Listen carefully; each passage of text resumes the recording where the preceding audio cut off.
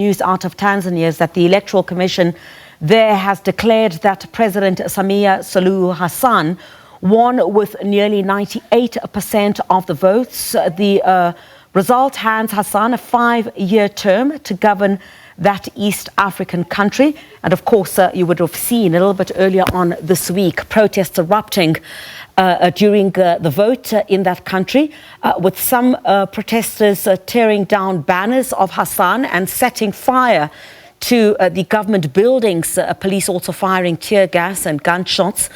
Protesters had been angry about the Electoral Commission's exclusion of Hassan's two biggest challenges from the race and what they described as widespread repression. Tanzania's main opposition party said on Friday that hundreds of people had been killed in those protests, while the UN Human Rights Office said credible reports had indicated that at least 10 people were killed in 3 cities.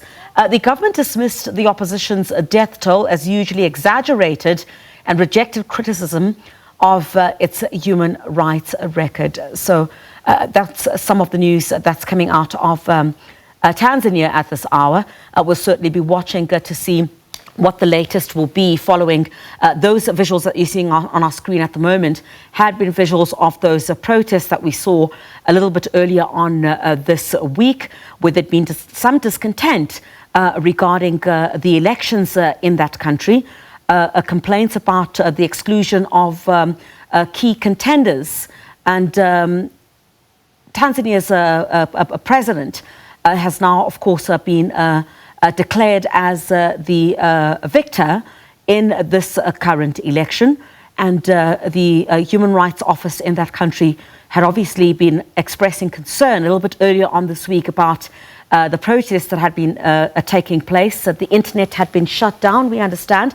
Very little communication in terms of trying to connect with residents or communities in Tanzania. There also been widespread condemnation as a result of that as well. If there are any other further developments, of course, relating to this particular story, now that the official results are out, we'll certainly bring you what needs to, or exactly what will take place following the declaration of Tanzania's Hassan as the landslide winner in the elections, of course, which had been marred by violence. The election commission there, as I indicated, declaring Hassan the winner with nearly 98% of the votes. And the United Nations basically also called for investigation into alleged use of excessive force. We had seen some visuals a bit earlier on this week of the violence that had been taking place there. And the banners, of course, also being torn down. I did indicate that a little bit earlier on. So the commission in that country also indicating that the turnout was about 87%.